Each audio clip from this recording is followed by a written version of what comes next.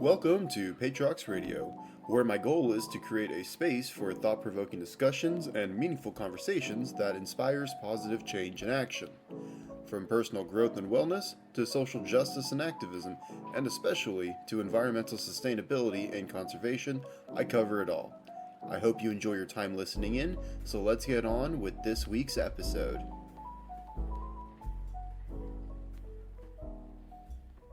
I hope you guys are interested in something new and exciting today. I found somebody not only willing to talk on my itty bitty show, but at the same time, somebody who I think is actually doing amazing work. I have with me today Kemble Hildreth. I really hope I said your name right, but Kemble here is perfect. So Kemble here actually is, as far as I know, the CEO of Live Oak Computer Sciences. That's it. All right, perfect. So why don't you actually tell us a little bit about your story then, kind of what got you down this path and what exactly it is that you do as kind of the head honcho. Yeah, absolutely. Well, thanks a bunch for having us on the show, Patrox. It's a privilege to be able to talk about these ideas with other folks. In a nutshell, that's really why we exist, to share these ideas, these innovative concepts around circular systems with other people. That's our mission. So Live Oak had a bit of a twisting history, as many endeavors do. But before I dive into that, I'll give just a bit of information about who I am. My name is Kemble Hildreth, and I've called Georgia home all my life. In college, I studied computer science, so I'm a computer scientist by trade. Absolutely built a passion for local living, circular systems, sustainability, and the independence that those tools and technologies can bring. So that's really where Live Oak has gone. That's the direction of the Live Oak endeavor. We started, it was just myself and another engineer. We had been working for a company in Atlanta building retail software. So we built software for big companies like Home Depot, Whole Foods. It was my first job out of college, effectively, and I was learning what I liked to do, what I didn't like to do, and I was thankful for all the opportunities to learn. But Patrox, it didn't take me long to realize I didn't want to spend an entire career in corporate software. I'm so glad it didn't take you long. There's so many privileges and blessings to be able to work in a environment with other creative people, but when I cut to the heart of the matter, I didn't want to spend 30 or 40 years building retail software. So another engineer and myself had the opportunity to start building custom software for a holding company that had various endeavors with telecommunication surveys, environmental engineering, and we built out those projects. And after we built out those projects, we were talking with the folks that run the holding company, and they wanted us to chase something that was different. So we started talking about computer science education. That's where Live Oak Computer Science was born. So Prior to COVID, our team, and it just started out to be two of us, which turned into three after a few months, we were building out computer science and coding curriculum to teach students about digital literacy. I've known for some time that there is a massive gap in earnings, income, job abilities between those who know how to leverage digital technology and those who don't. So that was a impetus for our team to really start pushing computer science, in addition to various states requiring that it be offered by schools. So then COVID happened, Patrox. COVID happened, and so many students and teachers were spending all day, every day glued to a screen, and it felt like the material that we were creating was counterproductive to mental health, counterproductive to kids being kids and doing active things like I'm sure we did when we were younger, prior to the computer boom. And it started to feel like we were perhaps being part of the problem if we didn't figure out a different way of delivering computer science education. So during COVID, Patrox, my wife and I, we had moved back to the little town that I grew up in, just 45 minutes south of Atlanta. We lived up in Atlanta for some time, but all of our friends and family were down here, And we just learned a good lesson in the importance of community. Mm-hmm. It doesn't matter if there's fancier homes and better restaurants in the big city. Your heart is where your people are. Absolutely. So we moved back here, bought a little home in the downtown area. It was such a challenge finding just a little starter home we could afford down here. But we found it. We were thankful for it. And we were able to buy a little vacant lot right next to the home to put our first garden onto. It's a 1/4-acre lot. Is this the same property that we see in your videos, or is that a former property or a different property? It is. Oh, okay, this cool. Is the tie-in. Fantastic. Yeah, so that's the origin story. It's a vacant lot. It just had some rubble, some junk on it, nothing going on. And in the evenings, I worked on planting my first garden. Because for my whole life, I've told people I'm outdoorsy and I'm into local food, but I didn't grow a garden. I didn't produce. Yeah, you never got food. your hands actually dirty in the soil. Exactly. So it's easy to be on your high horse about organics and this, that, and the other when you're not actually trying to produce food. But if anything, by trying to grow my own food, it gave me a little bit more empathy for farmers that are already like in the middle of this system, which we obviously have to change. But it is not easy to grow food. Oh, of course not. Especially when you're working on worn out soil. The red clay here in Georgia, the farmers over the last 300 years just wore this Piedmont soil out. So that was step one, composting and rebuilding soil. Mm-hmm. But rewinding a bit, we started that garden project, and then as we're talking, our team's talking, like, how do we make our computer science material more engaging for students? How do we make it more real? Because we were not first to market in that field. Well, of course not. So we were having a hard time, doing something different or innovative, something fresh. We came upon this idea, why don't we put some sensors in the garden? Why don't we start tracking data from the garden and let that be the foundation of our computer science education? And so we expanded the garden a little bit, and by this time I'd been running the garden personally for 2 years and learned quite a bit about composting and just trying to improve the soil as our foundation. We started prototyping sensors. Oh, go ahead. No, you're good. I was just going to throw in here that the sensors is kind of one of those things, like, it wasn't the first thing I noticed about your videos, but it was one of the first things I noticed once I started snooping around your YouTube page, which of course led me to your other pages. So that was kind of one of those things that, I like to sit on an idea whenever I'm alone and at home. I'll put my phone away because I want to really just think, because I like to think that I have what's called the Joe Rogan problem, which is where you're a data sponge, where you take a bunch of things in but have a hard time actually processing it. So it's easier to spit it back out rather than to actually critically think about it. And it's a problem I have and a lot of people have. So this is what I do to avoid that. So I was thinking about the sensor. It was like, as somebody who likes to think of themselves culturally as a solar punk, the first thing we have to question is the use of technology. But I couldn't, obviously directly, I can't think of a downside. I think this gets people not only in the garden, but it gets them to care more about the actual development and the growth and the long-term care of the vegetation around them. But also, this can foster that same cultural shift in your perspective towards expanding beyond just your yard. And I'm like, from a practical standpoint, it's good for those who want to be technical about taking care of their yard. From a cultural standpoint, I think this could be a good catalyst if, of course, we had the billions of dollars to just send this everywhere, But for what it is, I think it is a good kind of indicator of using technology appropriately towards the goals that we want, is what I was getting at. And the other pieces of technology, which we'll talk about later, like your biogas digester, I thought it might be a little smelly for some people, but at the same time, it is reliable heat and cooking sources right here, and it's an appropriate reuse of waste material, because then you can start fostering that mindset that there's no such thing as waste, just different material, which is something I was told from a very young age, which fostered my personal care about a circular economy, not in a sense of necessarily trying to manage things as best as you can, what's the term that gamers use? It's a resource management, like that, but more in just the sense of we share this space and we have to cultivate it. So if I don't like this piece of trash here, I'm sure the other neighbors don't like it either. But yet nobody picks it up. Why don't I just pick it up? You know, and it was Right. and it was that mindset. I was like, well, now what do I do with this? And so as I got older and I started learning more, it's like, oh, we can do a lot more than just throw this away, you know?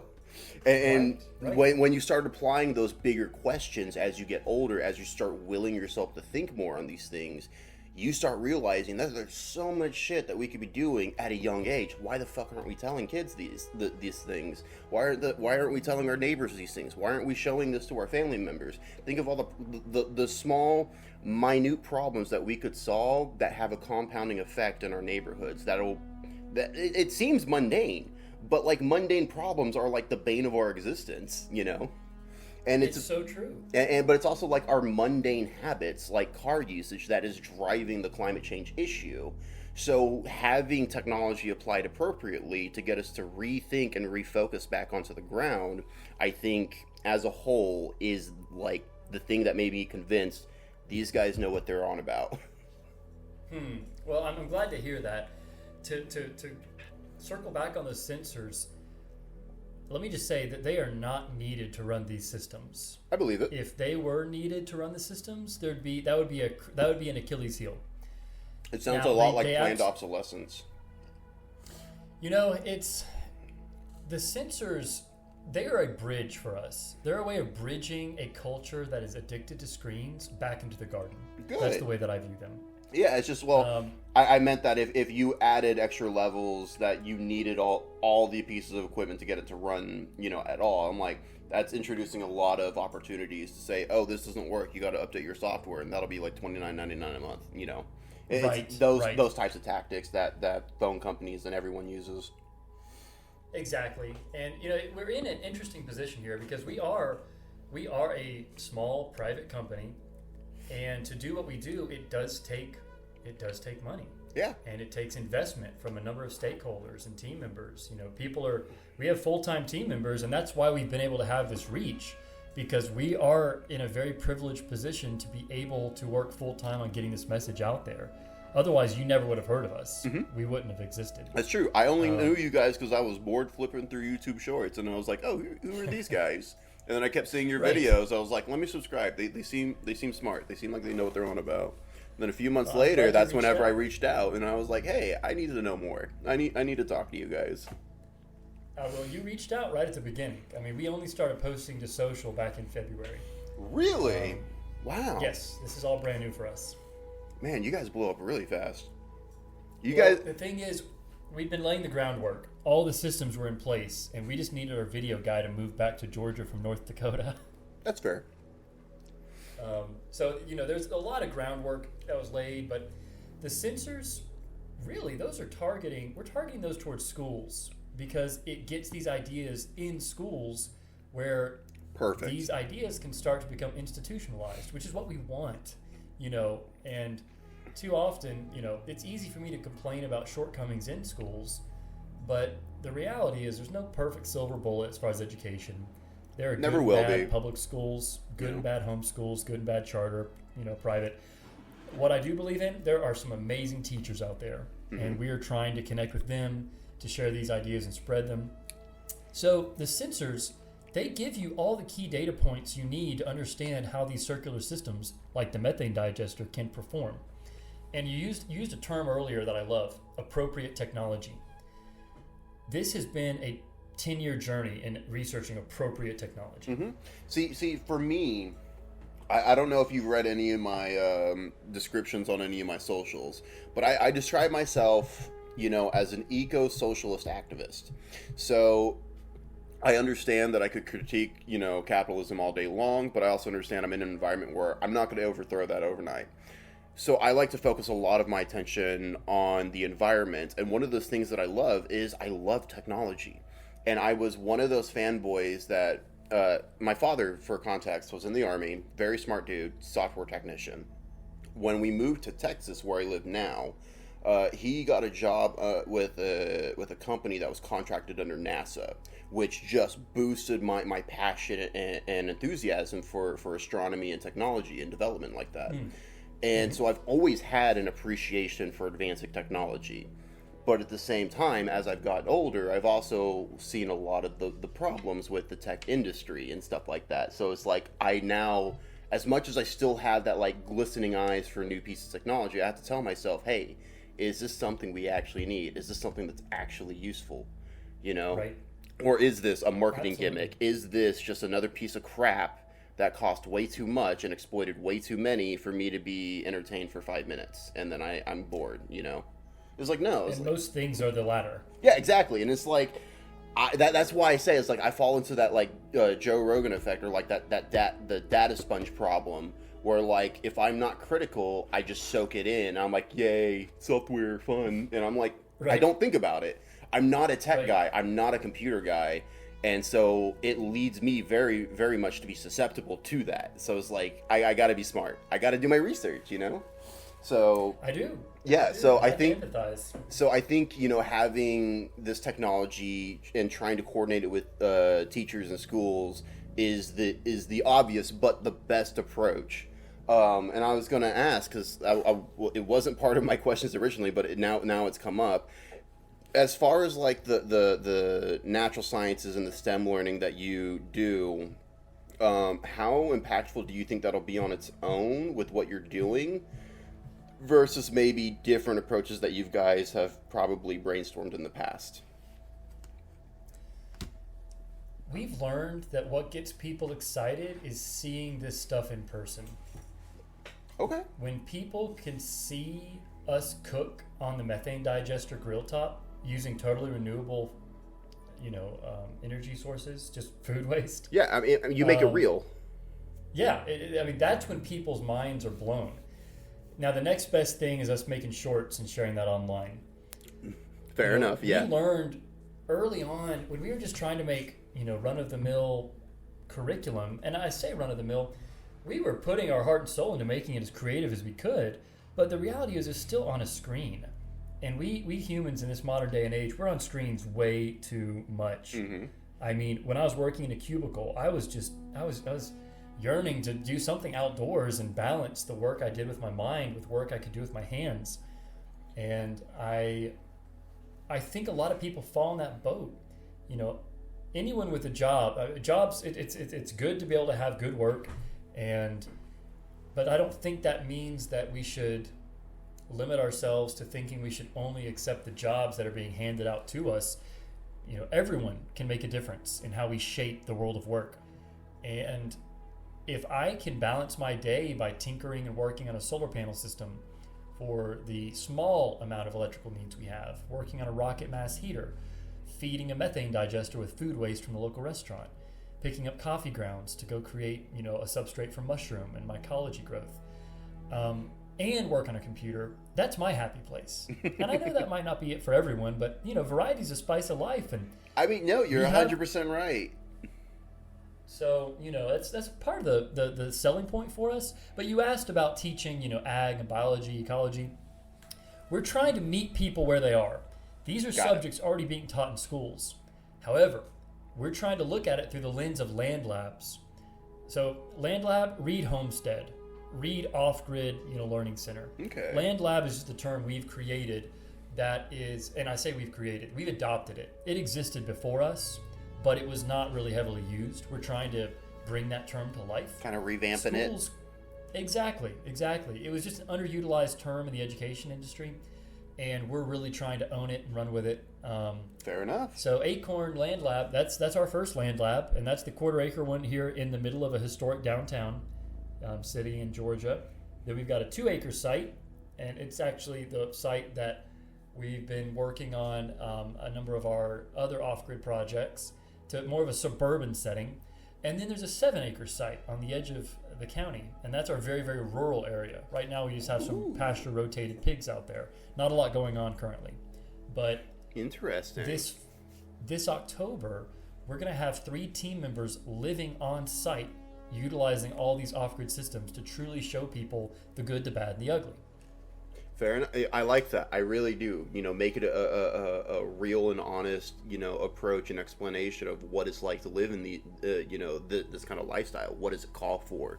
what is the demand of you? You know, these are important things that I've seen so many like homesteading videos where people like get out and then like a year later they quit because they never took into any of these things into account. They never like sat down and thought about it. And you know, as much as I could say it's their fault for not doing the research, it is also hard whenever you don't see the day-to-day, you know, lives and actions and you know, routines you got to get into to live, you know, these types of lives, to, you know, to offset your impacts. Right. It's something I've personally wanted to do, and I still want to do. I want to like eventually have like 5 acres to myself, or I want to eventually like co-own a huge plot of land and make like an eco-village to kind of like share the labor and make it easier. Right. But that's like obviously out, like really out there. I don't have anywhere near the capital to start working on that. But you know, that's a big part of what we're trying to illustrate too. We're trying to build a blueprint, because the blueprint takes time and money to build. Oh, of Once course. we've built it, the blueprint can save other people so much time, you know, knowing, okay, if I can get a 1, 2, 3 acre piece for $20,000, and you know, there's ways of financing that, they're just not as straightforward as a home mortgage. Right. So eventually we'd like to publish more information on, well, here's how you can use an ag loan to get your little piece of land, because it doesn't have to be huge. Our 1/4 acre keeps 3 or 4 of us super busy. Just last summer, we grew over 1,000 pounds of produce on it. No pesticides, no chemicals. No shit. All organic. Yeah, it's not enough to feed one person, but it's starting. It's a beginning. Right. But you know, let alone all the eggs that the chickens laid, and then this year we're starting up with mushrooms, and eventually there'll be aquaponics. Mm-hmm. The ultimate goal for the 1/4 acre zone is to produce vegetables, fruits, and we're already doing those two. Eggs, got those going, and then tilapia that we raise with, you know, high quality foods in the aquaponic system, and then mushrooms and honey. I mean, that would give you a well-rounded diet. Right. It might get a little boring after a while, but it'd be enough. You'd have your basics. You'd be there. Yeah, you'd be there. You'd have your basics. But, you know, we've gotten, as a culture, we've gotten so far removed from any of us having a direct connection to the 5 physiological basics we all need: food, water, shelter, energy, and sanitation. Yeah, I see. Over the last year. Yeah. No, ahead. I was just going to say, so I never expected to actually like bring this up, but this is actually relevant. I, since leaving the church years ago, kind of fell down my own spiritual path. Everyone makes fun of it. It's literally called asporia, which is kind of the joke that we gain our knowledge from mushrooms, because the original understanding was that mushrooms were a good analogy for understanding how we should live, both as caring for the materia that they decompose and creating networks between forests that allow them to live. We should have similar attitudes towards our lives. And one of the first things that we try to teach and learn about is getting back to the idea of, you know, the basic, the survival. And if you can learn how to understand that both in a primitive mindset and in a modern mindset, you have the foundation to be calm, to be collected, and to be thorough in how you build everything else. Whether it's how you approach new budding relationships, friendships, your family, you know, working relationships, how you define yourself in a society, how you treat the environment around you, blah, blah, blah. So getting to those basics, understanding your relationship with that, is a foundational thing that I haven't found a way to deliver in dialogue in any of my content yet, but I wanted to build towards that in certain episodes that I do, where I talk about my own personal journey through weight loss and habit management and stuff like that, because I want to be better, but I want to be an example that other boys and men who are stuck behind the computer with no enthusiasm to do anything can kind of get back to that. And eventually, once you feel like you got a good starting point, it's like, okay, well, now we need you to do something so you don't fall back into that. And one of the things I wanted to teach people was getting into gardening, getting into local management, getting into, you know, biking or exercising, you know, or community hosting events, because then you start to socialize, then you start to expand. And so, yeah, talking along the lines with this, you get yourself a lot more immersed in nature and a lot more immersed with the local ecology and your neighborhood, and just you grow that interconnected fabric that I think is so vital and so lost in our modern culture. And that's just it. You know, those are the things that for thousands of years we all had a hand in, and I certainly don't want to take for granted all the modern miracles. Of course not. But that's just it. Many of them are miracles, and they're not going to sustain. They can't. They won't. We live in like Goldilocks period, and we're just now waking up to all the challenges that we've got to pay the piper. It's coming, and we're already paying. You know, the mental health crisis with teenagers and social media, the obesity epidemic, the lack of nutrition in our factory farm food. I mean, you know, I'm sure you've talked about this with your audience before. I have episodes covering this, and I have episodes planned covering this. So yes, it's on my mind. Right. So I mean, I love patterns, Patrox. Our whole team is half engineer, half creative, and a lot of people bleed over in both areas. But patterns, there are patterns in these dysfunctional, highly centralized mechanical systems that we've relied upon for the last 100 years. And they rhyme. All these systems rhyme. And there are patterns in these decentralized, autonomous, sustainable, locally optimized systems. A lot of it, permaculture is the best word. If people don't remember anything else I say today, permaculture. Walk away with that word and look it up. Everything we're doing is aiming to have permaculture foundation.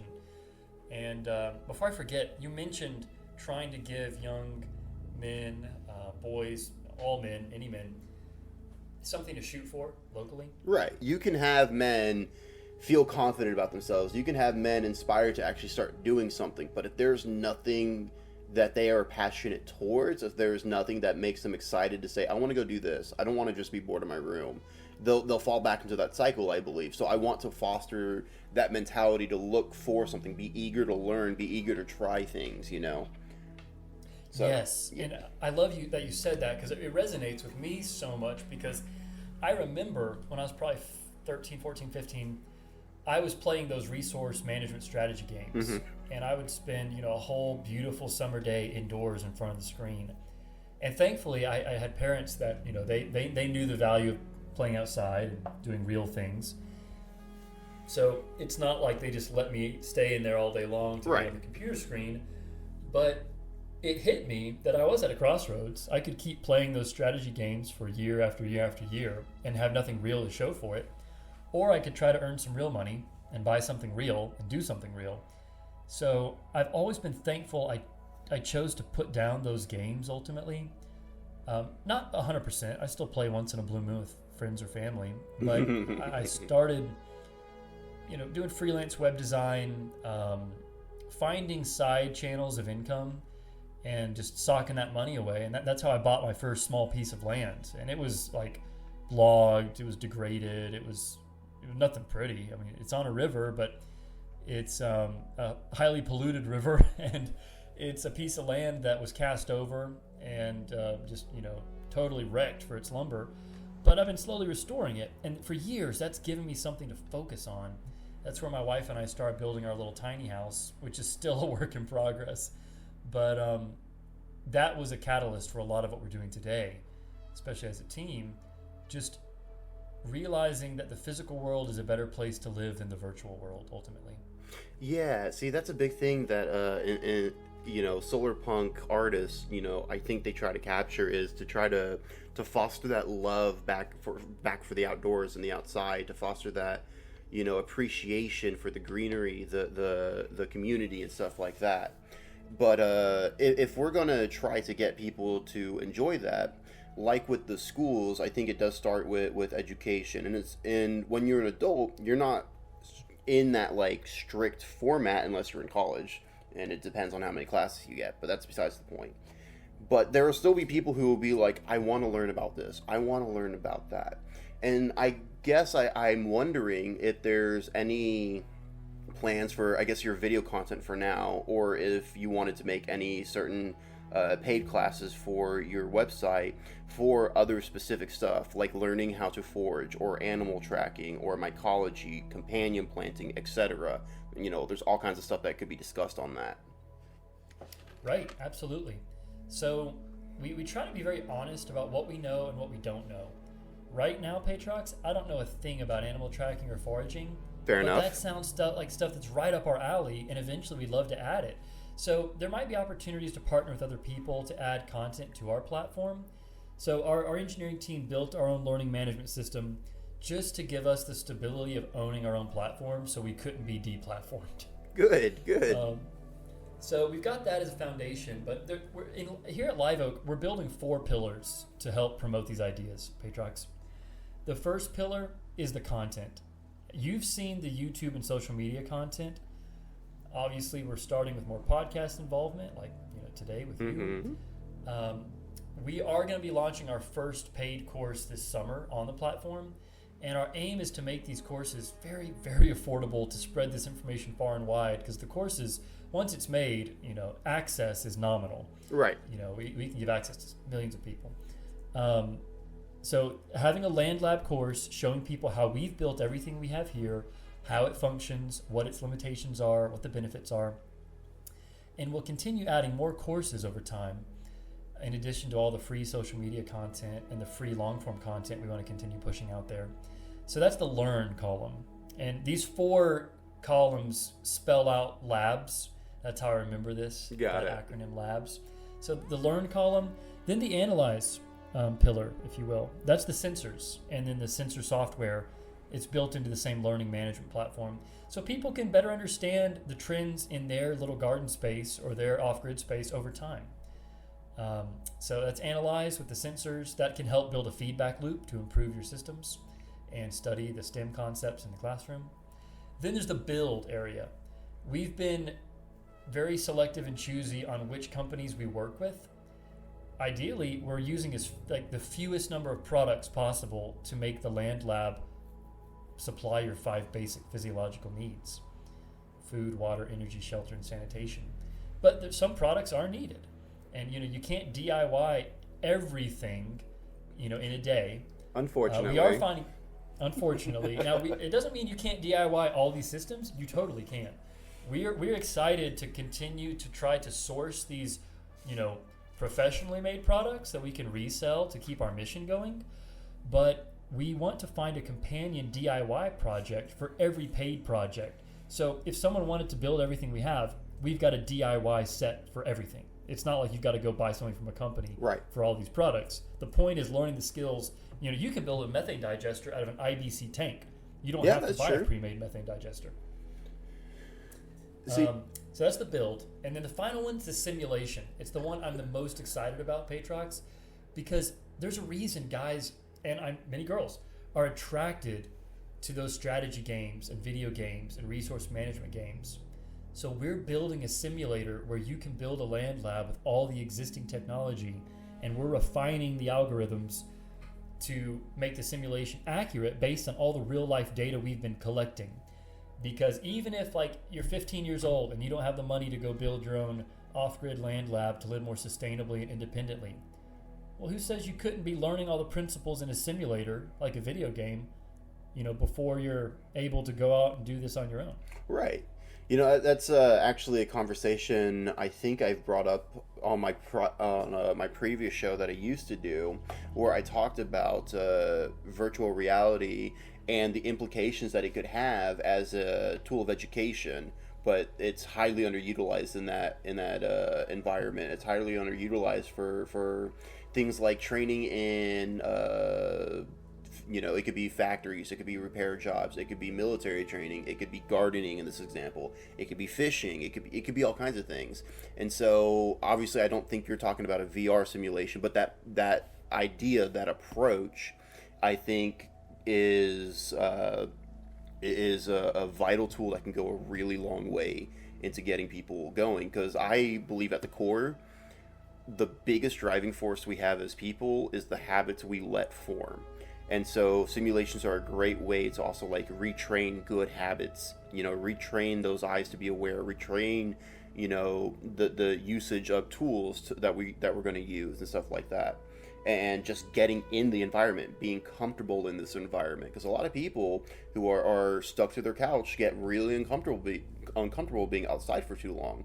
So finding a way for them to kind of be more comfortable out there in that environment, whether it's finding the thing that they like to do, or they get to nerd out about something that they learned while they were inside. Like they see flowers that they never thought they would see in their area because it's a rare native flower that nobody knows about. Something like that goes a long way. It does. And what's so funny is when people hear that on a podcast, like seeing a native flower, or if they hear, oh, my chicken is, sitting on her eggs, she's brooding. Or if they hear about, a big healthy squash plant. That can sound mundane over a podcast, but when you actually do it yourself, when you live it out, it is exhilarating. And these examples are real ones for me. Just this morning, my wife, she said, one of our chickens is finally sitting on 14 eggs. We're going to have baby chicks in a few weeks. That's amazing. And it really is. Like, to me, that's more refreshing and invigorating and engaging than anything I've watched on Netflix for the last 10 years. Because it's real. Yeah, no, it's real, it's practical. It is the result of your hard work and labor right in front of you. Right. And that's the joy that I want to help spread. Because, the reality is, once you learn more and more about how these systems work, instead of spending a bunch of money on technology, you save money by mastering technique. Because some of the very best farmers out there and people in permaculture, whether it's like Paul Wheaton or Sepp Holzer, Joel Salatin, as they master their craft, they spend less and less and less money on it because they master technique rather than having to rely on technology. Right, exactly, and that's I think that that's applicable in every industry, but I think it is a misunderstood vital piece into what we're doing here, whether it's just communicating about this or actually educating people. Because I'm very big about communicating ideas. I'm very big about talking to people, but I don't have the practical skill that you do. I don't have. As much as I love the environment, I never had the direct motivation to actually get my hands in the dirt. It was more about me learning about the environment and arguing against the people who wanted to do unnecessary damage or work on a piece of property, in my opinion. I don't care if there's a city ordinance. I don't care if somebody bought the property.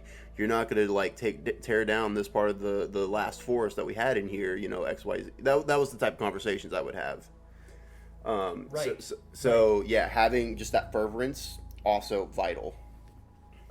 I think a lot of people are in that same position you just described because, frankly, up until around 3 years ago, I was in the same boat. It was all theory for me. I never planted my first garden. We did not have chickens. We had no off-grid technology. Fast forward to today, we've got solar panels going, rainwater collection, methane digesters. Like, it's exploded. And now, we're not totally off-grid, but, at my own house, we are covering a small percentage of each one of those critical 5 physiological needs. We can collect about 200 gallons of rainwater that we use to water the garden to save money from municipal water. So we do have an independent water supply. We've got solar panels that power a 1 kilowatt hour battery. That's good for emergencies, but it's not going to power the whole home. We've got a small canvas tent Airbnb that's kind of like an off-grid shelter. Friends, family, guests stay in it, but it's got a composting toilet in its little canvas outhouse. Oh, how cool. Which works incredibly well. Like, people often hear composting toilet and are icked out, but once I set my first one up, it's such a clever design in the way that it separates things out. And you mix it with peat moss, after a few months, you basically just got soil, and we put that in the woods. Right, exactly. It's one of those things. Sorry, I didn't mean to cut you off there. No. That composting specifically is kind of one of those things that I wanted to introduce more into my neighborhood. I live in an apartment complex in kind of the middle of suburbia. I'm going to be honest. And there's you can see the individualist mindset everywhere. You can see how everyone just doesn't want to talk to anybody for the most part. Everyone doesn't care about the green space around us. Nobody cares about I've seen neighbors throw used ash and charcoal over their balconies simply because they couldn't be bothered to throw it in the trash. That's how bad it's been. And so it was one of those things I'm not going to be that guy. So I set up a compost bin and a a 3-compartment recycling system on my balcony because I don't have automatic pickup. And I've been able to show my roommate directly the amount of waste that we've been able to reduce, because every night our neighbors take out about 1 to 2 bags of trash. We have about 1 trash bag every week because I'm so fervent about this. Organics on the compost, everything that can be recycled will be recycled, and I will take it. And it's something that now I'm trying to communicate with my neighbors on a Facebook page specifically for us, because there's a lot of things that management isn't telling us, and a lot of incidences that neighbors aren't being aware of because the neighbors don't communicate, to where we can do that. But once I have the environment where my neighbors are talking, since I'm an admin of this Facebook page, I now have an environment where I can introduce these things to get people to start changing their habits and start really thinking about these things. And it's like, hey guys, listen, I understand we don't have automatic pickup. I'll be willing to take it if you guys pay me $2 a week and you separate your recycling. I'll come to your door. I'll come to all 500 of our doors and I'll pick it up and I'll take it. As long as you do that. That's such a great way of approaching it, because you've got a sphere of influence. Right. And when you're able to get other people around you, even if they're not excited at first, like 7 years ago, my wife, she was like, what? Composting? But it became a habit, and she knew that it mattered to me, and she knew that I cared about it. And just today, she and I don't often get time to do something over lunch, but we, went out and had a little lunch date, and it was one of those restaurants where they say you can't, pack up leftovers. Oh, that's stupid. And I paid for this. She was dying on the inside. Right. But she was dying on the inside. I was too. And I just love the fact that she cares so much, because now she knows the value of food waste. Mm-hmm. It keeps methane out of landfills, and when it's in a landfill, it gets contaminated with poisons and toxins. But we could have fed that to our chickens. We could have composted it. It could have gone in the biogas generator. We could, food waste is fuel for us. We can use it for 10 different things. And now she knows that, and she tells other people about it. So, none of us are going to save the world. But if you can teach 10 other people to pick up some of the habits you're into, that makes a massive difference. Right. See, I'm actually going to expand on what you just said there. It's true. None of us can save the world, but we can do a lot to manage and better the world that we have around us. We can do an amazing amount of work in what right now will feel like an eternity. But when we're done, it would feel like a blink of an eye. Let's take 10 years. I'm almost 30. So 10 years would mean right around the time I'm turning 40. It feels like a lifetime away. But it'll come to me in a blink of an eye. And if I start working on all these things now, imagine how connected and close my community can be here. Imagine how much problems we can avoid because the neighbors are communicating with each other. Imagine the physical amount of weight and recyclables and composting material we can take out of the landfill directly, And we're not even talking about the economic factors of this, because we have valet trash pickup. If this was put to its fullest extent, we could literally avoid paying for valet trash pickup, and the apartments collectively could save a few grand every month doing so. If we get better about the energy company that we use for the whole apartment complex, we could probably save, several tens of thousands of dollars on our energy bills. Same thing. If we have that environment to communicate, we can get people to also talk and be considerate about using less water, be more water conscious, which will lower.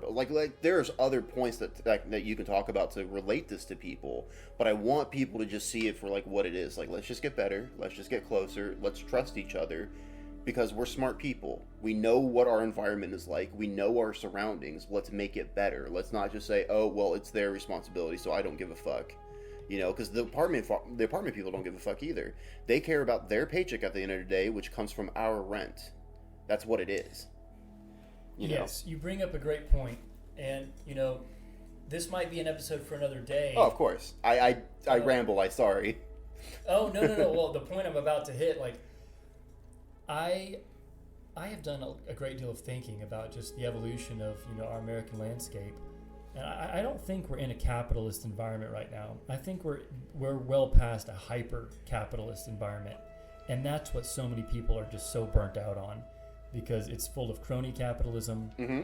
You know, capitalism is being able to set up your lemonade stand on your front yard because it's, you know, it's an area you can do that, or theoretically, but, you know, kids get shut down setting up their lemonade stands in today's day and age.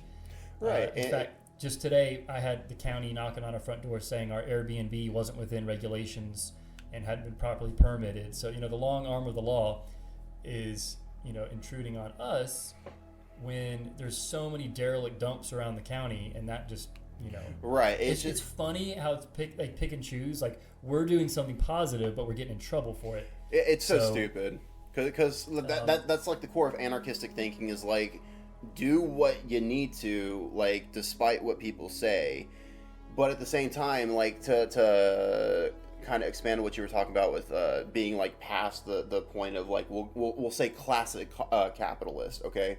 So getting past that point of classic capitalist, where I call it the corporate code. We're under the corporate code that's been around since the 80s, and we're just seeing like the fullest extent of it now, in my opinion.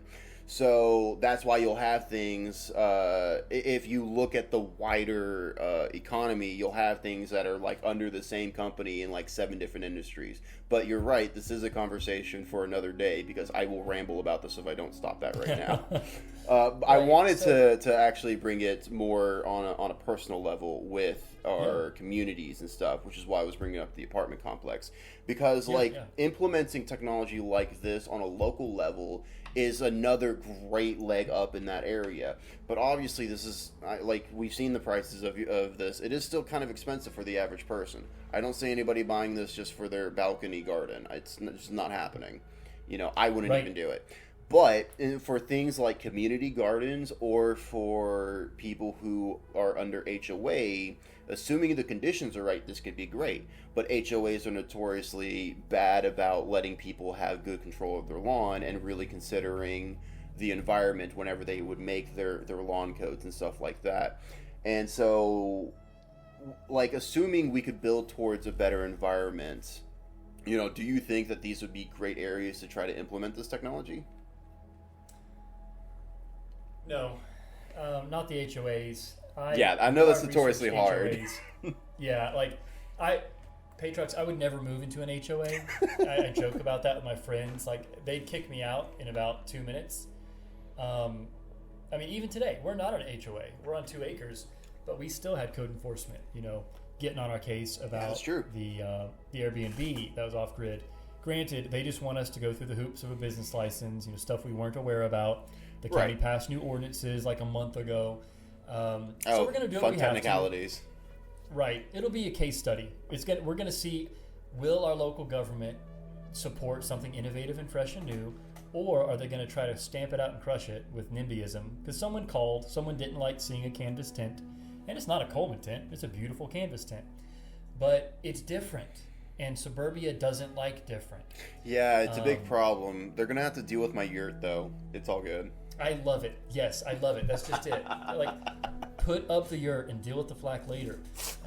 So honestly, I've seen this trend for a while now, but, you know, humanity's been moving into cities steadily more and more and more every year. I am convinced cities are not sustainable. They're touted as sustainable. So every city has a massive footprint outside of that city supporting it. You're not wrong. You think about the food, the energy, and cities are so power hungry.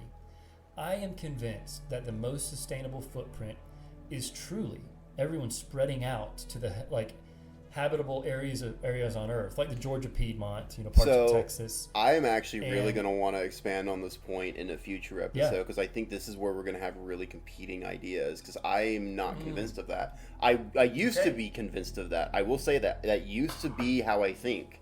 The problem is that when we think about these systems at play, as great as we think we are, as conscious and cognizant of all the elements as we think we are, we're always missing some big fucking elephants in the room. And so the idea of spreading out immediately brings to mind all the people who don't want to spread out, all the people who would be separated from their family, all the people who don't know these lively, this type of life, or really just at the end of the day, nothing will convince them to live a farmer's life. How is it easier, or how is this easier to get a good environment than finding ways to adapt them is kind of the big question. And there's also like economic questions where the fact that it's the cities that subsidize everything, and there are data graphs and visual maps to prove this, I've seen some of those studies. You're right. So it's not cut and dry. Right, and it's a messy conversation. It is. So let me rewind a little bit. Far be it from me to prescribe a solution for everyone, because I don't want anyone prescribing a solution for me. Fair enough. So I think that basis of mutual respect, I think, is critical no matter what we do. I don't want any centralized totalitarian group telling me what to do. Fair enough. So I can extend the same, courtesy. I put it like this. I agree with the sentiment that I do want more people to spread out. I do want more people invested on the land and in its production. I do care about that. I will agree with that idea. I just know that there's saying the same thing then. Yeah, no. I just know that there's a lot of people in the city who I've talked to time and time again. I'm at this point where I feel like they cannot be convinced unless their physical direct environment changes, and that's the solution. The cities are there.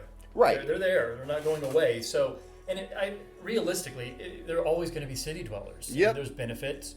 The trick is, for one, the car has got to be ripped out of the Yes, city. 100%. The car never should have gone through the cities. I've read that Dwight Eisenhower lamented the fact when he saw that the freeways went through the cities. He's like, I thought they were going to the city, not through the city. And I'm paraphrasing. Right. But, it's freeways never should have gone through cities because they destroy what they bring you to see. Are you familiar with Not Just Bikes or Strong Towns? Very familiar. I figured as such. Inspiration. I figured as such. Sounds like we've already share a lot in common with our opinions on this. But I think we've covered everything we need to today for Live Oaks. I think people have a good understanding of who you guys are and what you guys are about. I just know if we keep talking, we will be talking for another fucking hour, and we can't do that. Well, I left extra time, so I'm flexible for a little bit longer. I understand that you've got a podcast format, but I like your interview style. I think we do have a lot in common, Patrox, so I hope this is not the last podcast episode we tackle together. No, of course not. I'm going to explain this real quick because I don't think I've actually explained this very well on my show. But the long-term goal of this show is to foster connections and communications for progressive messaging that covers a wide array of things. One of the biggest things that I care about is environmental causes.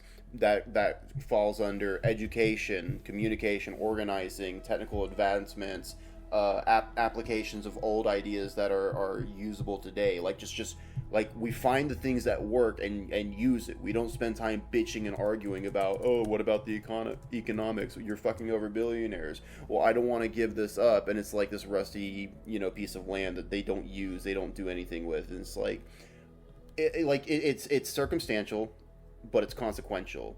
And we just need to have the right people who are passionate about talking about these things and educated enough to deliver this message that's well thought out and well understood. But I want it to be approachable. I want to build relationships with entities like Live Oaks and other groups like Progressive Victory, which is a more political focused group, action group, that does a lot of phone banking for progressive candidates and does a lot of proposals for certain cities. Like one near me in San Antonio is doing a charter draft for, I believe, a reform on certain policies and procedures that will deal with cops and who overlooks them. Because at the heart of it, we don't want cops investigating cops on crimes, We're going to get a lot of not guilty verdicts that way. So it's stuff like that, proposing those kind of justice charters. And it's like, how do we get these two very different groups that I would both say are progressive to both learn from each other communicate with each other and coordinate together so we have more support, even if it's not like the most fervent support for our things. Because we can have people who care about the environment, but if we don't show them and communicate ways that they can directly help us, and we don't have sister groups that can directly help us, we're not going to get as much support as we could potentially get behind powerful ideas, you know. So I want to try to be that bridge. I want to try to be that bridge, and I plan to do that by having several new co-hosts throughout the year that can come on and help hone in on specific topics. You know, I have a guy who wants to do more therapeutic interview styles, and I think that's fantastic because I'm a very data-driven person, and it's very hard when I'm in like the zone of talking in my script to kind of get off of that and be a little more human in how I talk about these things. Because I could tell you about the land acreage of, you know, this radioactive pollution, but I'm not really talking about all the kids that now have cancer, that couldn't make it to prom, that died before they were 21, you know, that, you know, weren't able to have kids, blah blah blah. It's like I miss that human approach that I think he captures in discussion. And so I want to expand on other things like this. It could be you know, gender queer topics, you know, and honing in on all that in a really peaceful manner. It could be somebody talking about, you know, logical fallacies and errors in rhetoric and how we can like logically get better and how to deduce things. How do we find bad faith people and like just learn when to stop arguing with them so we don't fucking lose our mind and shit like that. Like other things like that, you know. Right. And all these people coordinating together, in theory, gives us a pretty good end result. You know, we got a lot of people that can coordinate better, and hopefully we can sift past a lot of the arguments that a lot of people wind up finding themselves in. That's my goal. Well, I think the vision of connecting and getting the conversation going to translate it into action, indie movement's got to start there. Of course. It's absolutely got to start with the bridges and the bridge building. And I'm glad you summarized the goals succinctly. I'd like to try to do the same for Live Oak. That's As the you hope, can tell, you know? Patrox, we're focused on the technical first. That's fair. Because Somebody has to. If people have the technical solutions to provide for their basic needs, there is a domino effect that would happen in society. Can you imagine how many more young people would start businesses if they weren't freaked out about paying the bills for the very simple elements they need to live or paying for health insurance? Right. Like, Oh how my many goodness. more new businesses would we have? Do you know how much easier people would have it if they didn't have to worry about rush hour traffic and just had reliable bus transportation to and from work? Do you know how much easier it would be to save money for groceries that don't keep rising if we put regulations on what prices these freaking farm grown vegetable distributors fucking can put on things? Oh my goodness, dude, we could talk about that all fucking day long. That's a whole other great topic set, you know, because you're talking about some top-down controls. I haven't lost all faith in all institutions, but a great deal of faith in most institutions. There's a book I think you would love. Okay. It's called, just because this sums up the view that I'm taking. It's by Paul Wheaton. It's called Building a Better World in Your Backyard Instead of Being Angry at Bad Guys. I love that title. I think I'll like that book. Because he's convinced. I mean, he's a ex-software engineer as well, so I think he and I think similarly. But after all of his research, he's convinced we're not changing this with forcing corporations to try to change behaviors. We're not changing this trying to retool government. People are just going to have to opt out and start doing what they can in their backyards to change their reliances. You know, he talked about a friend of his who went to protest fracking and was religious about it. And then he asked his friend, "How do you heat your home, man?" And he said, "Natural gas." And he said, "Okay." And he said, you're heating your home with the results from the fracking industry. And his friend said, "Okay, I'll switch to electricity." And he did that. And then he said, "You know the electrical plants are powered by nat gas in your area, right?" And his friend had no idea. He was well-meaning, but he was protesting the monster he was supporting. And many of us are trapped in that position. But when you start implementing these off-grid systems at a local level, especially when you can move a little further out where the zoning isn't as bad, you cut off support to those vegetable distributors. Yes, and the I'm energy I'm, companies. I'm gonna expand and mention this because it actually relates to a story with a friend of mine personally, where we had a similar involvement where he hates his job, he hates that he works for them, but he'll keep buying like fast food all the time, even though he fucking hates it. And he's like, he keeps feeling like a piece of shit because even though he's like hates capitalism, he hates the corporations, and he feels like, you know, a big loser for still supporting them. And I was like, well, listen, you gotta understand. At the end of the day, there is no ethical consumption under capitalism, and for the most part, the groundworks of that is saturated in this country, so it's unavoidable. However, now that we know this, we have a starting point to build away from it. And then when you get to the point that you build away from it, you don't even have the urge to go back. You got to build that reason to go back, because I realized real quickly in my friend that it could go one of two ways. Either he'll be ignorant of it, or like he'll keep being ignorant of it, or he'll feel guilty, and then it would just make the situation worse. And I didn't want him to feel guilty. I wanted him to feel empowered to move on. So I had to give him a reason, and that's why I said, like, you need a starting point. And I find that to be effective when you're communicating with friends. It's not been as effective whenever I talk to strangers, though. Right. It's so hard. You can't beat someone over the head with an idea and expect them to love it and jump on it. That's why, really, in our tactics, I don't think telling anyone, you know, global warming's happening, climate change is real. That's like saying, oh, my buddy here's sick. Can you help him? Mm-hmm. We've got to tackle it problem by problem by problem and give people a carrot. And to me, that carrot is this lifestyle can give you more time with your friends, your family, those that you love. You will have so much more peace of mind being in a more nature-based environment. You can save money. So, you know, we live in an economic world. I'm trying to bring it back to economics by building this simulator with our team to show people all these systems can cover your basic needs, and it's going to be a fraction of the cost you spend with your apartment, your mortgage, whatever it is. Basically, the biggest challenges are us getting local government to get out of the way when it comes to zoning restrictions, and then getting finance, finding ways of financing. See, a big part of that too is like I'm trying to get more people to talk about in Progressive Victory to like highlight people in their selection for local candidates to look at people that are looking at local city reform or zoning reform or city planning reform, anything like that, because those are the people that you need to communicate with and you need to back, because they can change the policies that hold that up, and it makes it easier for you and the city to communicate how to build on this and build a more greener and sustainable environment. That is a vital thing that people don't understand. It is undercommunicated and people don't push for. Right.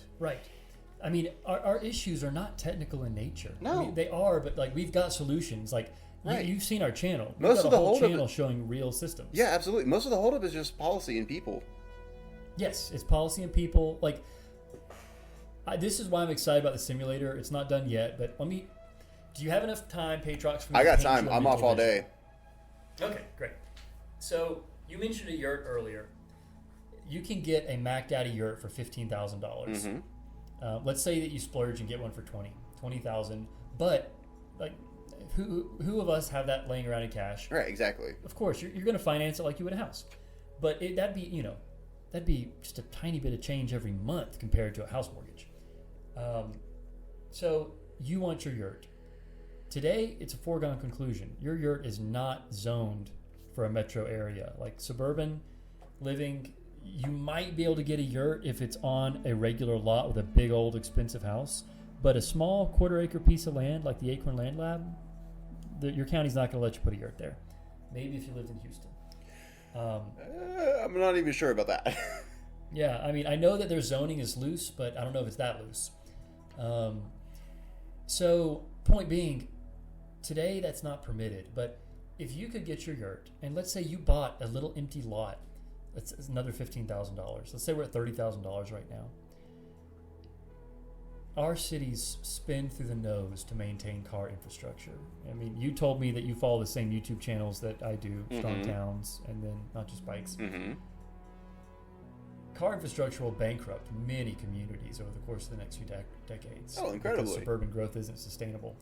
So, if let's say you get your classic bike, your e-bike, even though it's not an answer to reducing car culture enough, I'm into the Mama Terra concept for their solar vehicle, or just like a golf cart that's totally enclosed. There's so many low-speed electric transport alternatives. Granted, it'd be great if public transit was the answer. But if you got your yurt, I think living in Georgia here in the South, public transit is such a joke. I just forget that it's even a viable option, Patrox. Going over to England a few years ago showed me how amazing the train system was, and people told me that train system was garbage compared to what's in Europe. See, what's funny? I've always had this like playful ideas. Like, if I could afford it, I want to take 100 of the biggest fucking bitchiest Karens, and I want to give them a 2-week vacation to somewhere like Oslo or somewhere like Amsterdam.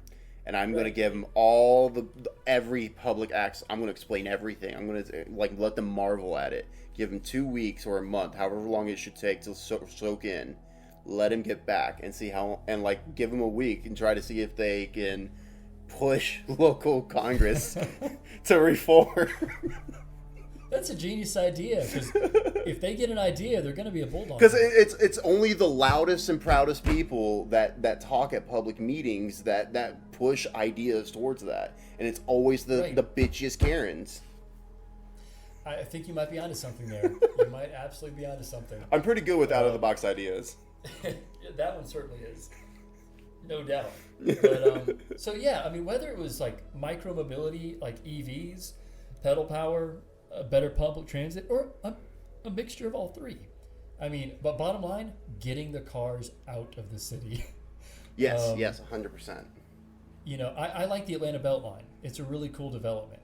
And my wife and I were up there, and we have some adult-sized scooters.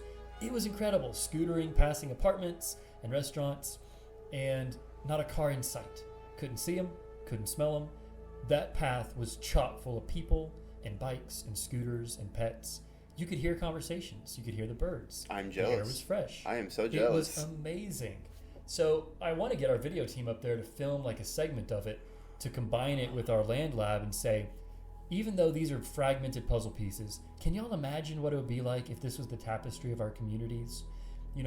Why should us and our kids have to spend $45,000 on the average new car and be saddled with that payment and insurance and gasoline and property taxes to pay for the new roads when we hardly leave our community to begin with? We stay close to home most of the time. We just want to be able to get to the grocery store and cruise into downtown, and let's say you're in your yurt. All these technologies we're showing off, methane digester, solar oven, rainwater collection, all those technologies could totally support an individual person as a base case. Oh, of course. Let's say all in your little home where you own, the land you're on, and maybe you've got some roomies if it's a bigger yurt.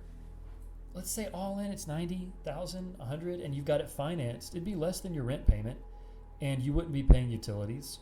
Sure, you might be more. You'd have to be more conscientious of what you're using. Right. But isn't that the point of what we're doing? Right. Yeah.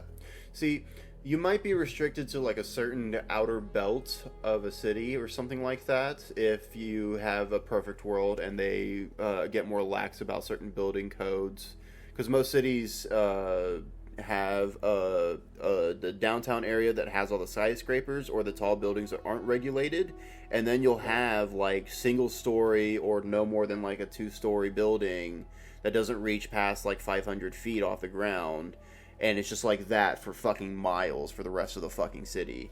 And it's you need that regulation lifted first, but that would probably push you to the outside so you're not in the middle of downtown with the fucking yurt.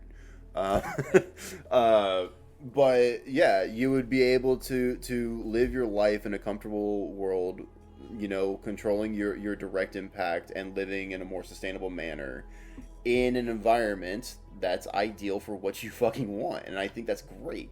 But, it takes two things. It takes politics to change, and it takes people wanting to do it.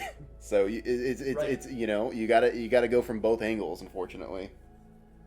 Well, most of Gen Z and a lot of millennials are looking at a housing market they will never be able to afford. So I think we're going to be able to tap into the political will to push these ideas. If you've seen some of the statistics, there is a trend that suggests that Gen Z may never take that conservative turn in their life that you see in other generations. Like most generations, 30 to 40, you'll start seeing a conservative trend in their views almost every time. But Gen Z doesn't have that. It'll be interesting to see. It will be, because right now most county commissioner boards and city councils are predominantly made up of boomers with a sprinkling of older millennials. My hope is that if these ideas become more widespread, millennials and Gen Z will realize, hey, these ideas work. Yeah. Why on earth is this illegal? Why don't we make this stuff legal? Stop investing in roads, start investing in car-free pathways or public transit or both. And, let's normalize financing a yurt. So, you're 25. Hey, I just bought my first yurt. And we just need to be more appealing to Gen Z. That's all it is. We need to be like the anti-Andrew Tate in that kind of regard. It's a good way to put it. Yep. Yeah, very good way to put it. I can already think of 5 or 6 other podcast episodes. I was listening to your one earlier on the church. Oh, really? I was raised in the church, and I'm still in it, but I think I had a much more... I think I was privileged to have a healthier launchpad environment. It sounds like you really went through the ringer. Yeah, it was really bad. I really don't talk about it a lot. I repressed so much. I didn't even bring that up, but yeah, I really had a hard time, especially mostly in my reflection period of my life when I left my parents' house, when I was away from that environment and I was finally able to think for myself. It's not like my parents are bad. They're not terrible people, but they were the type of family that literally has crosses on the wall and Bible verses painted on the top of the walls in the living room. So it's that kind of house. It's the more that I've thought about it growing up, because my wife and I like to say that we're very purple people. We don't fit in very well to any group. I had a similar thinking for a while. We're very, fiscally we're conservative. We do adhere to a lot more traditional, I suppose, lifestyles. Well, yes and no. I mean, we love the whole homesteading vibe, living simply. So yeah, I mean, we've got other conversations there because parts of me are very conservative and other parts are far more progressive. And coming from an evangelical background, it really kills me how the church has not picked up the mantle of being good stewards on the face of this earth. That's a huge miss. No, that's a big thing that I talked about. I said I don't know if I highlighted it in that episode, but I really did think that if the church had a more progressive state on the environment, because whether I realize it or not, a lot of my lines of thinking as a kid that I always came back to, my hyperfixations, if you will, are the same things that I think of now that I realize are economic models and environmental sustainability, and stuff like that, like resource management and stuff like that. I always thought the idea of like satellites going into space was stupid, but then I realized the amount of information we gathered far outweighs the loss of material that we have sending it into space. So it's like, but it was those lines of thinking, and it's like if the church had fostered a more like environmental stance or a softer stance on gender conversations and stuff like that, I probably would still be in the church. I would be honest about that. But I'm not, and at this point, I've been around so much atheistic and polytheistic thinking, I don't think I'd ever go back at this point. But it is a miss, and it is a miss for those in church in general, because I think it is a great way for church to stay vital if they want to be relevant, but they don't do it. Yes. No, it's... even though I'm not on a big platform, I'm part of a very small church, but it makes me smile because after some presentation and talking, every Sunday we do a potluck. Right. The whole church takes all the food waste and puts it in 5-gallon buckets, and that's hauled off to the methane digester. It's one small thing, but if people, there's still a lot of people in church, and right. If those people that are try to move the needle where they are, You in your circles, that's where the diversity is beautiful, because if you can get enough people that care about those common elements and change them wherever they are, I'm not expecting for some giant, large-scale revival of eco-thinking in the church. I'd like to see it. I'd like to be part of it. But it is something that I've realized more and more over time. It's a hypocrisy that's made me deeply saddened. Yeah, it sucks.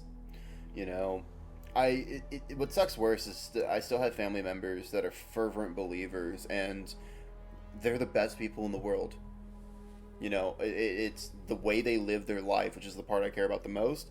Fantastic, but they could attend the same church that to my face will say that I am the sin of the earth, that I'm what's wrong with society, and they don't see what's wrong with that. I'm out in the open. I am, I came out as bi, but at this point I've had enough few years to think about it. I may be closer to being pan. I'm still trying to learn more and just trying to understand myself, but I don't explore anything. But most churches that I've seen that have been kind and been well opening, been the best experience of my life. I go to this church, I left after 10 minutes because I'm like, this is exactly what it was like as a kid, and I'm good. I don't want to be here, and they don't see what's wrong with it. They don't see why I'm hurt, Well, I think I've got the second half of that podcast episode of yours to finish, and I'm looking forward to finishing it. No worries. I knew that our venue today wasn't one to dive into that fully, but no, absolutely. It's the more that I pay attention, the more convinced I am that everything is connected. Everything that we do in our day to day. I think it was John Muir that said you can't pick one thing out of nature because it's attached and hitched to everything else around it. Yeah. I'm convinced of that. I like to say we are a fabric of relationships, and that's why we are one. Right, absolutely. Well, I know we're at half an hour overtime, Patriarch. You're fine. Thank you It's so all much good. for having me on the podcast. Of course. It's great getting to talk. Dude, I was fantastic. Fantastic. I was glad that you came on. I was excited. I'm still excited because this was a really productive conversation, and I really hope to have you back on. You have my Discord, so just reach out. You just message me anytime. Absolutely. Likewise. But I'm going to go ahead and let you go because I know you got things to do. I'm going to go ahead and try to get some food in me because I am hungry. All right. Well, with all that being said, I wish you the best. And remember, everyone, Mama Terra loves you all. Have a great one. Tongue-tied in the rain, soaked to my toes, got the chills to the bone. Cold stare through the haze, shrill in my voice and my lungs swell with pain. Call me out by my name, speak to me soft, help me gather my thoughts. Drown it out, plug the drain. Turn the record over, it can't be over. Ah, ah, ah, ah, ah, ah. Write me when you get there, to that better place where you can think straight. Send me love if you can. Manifest the best of your wildest fantasies. I hope you find what you need. Over the hills, sunsets in the trees, soak in the glorious rays.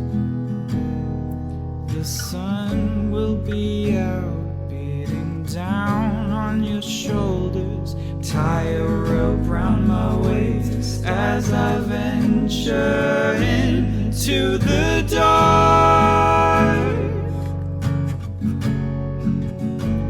I'll be back by the time you finally know where you are.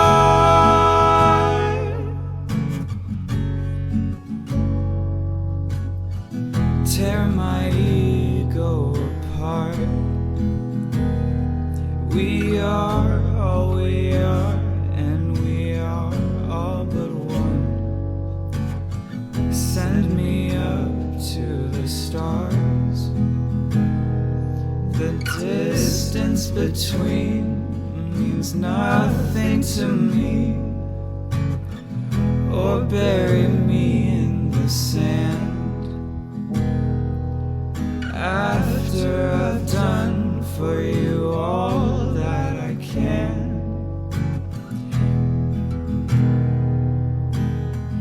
I'll tell you what I knew, but I've got no concept of what I'll know. Leave a breadcrumb trail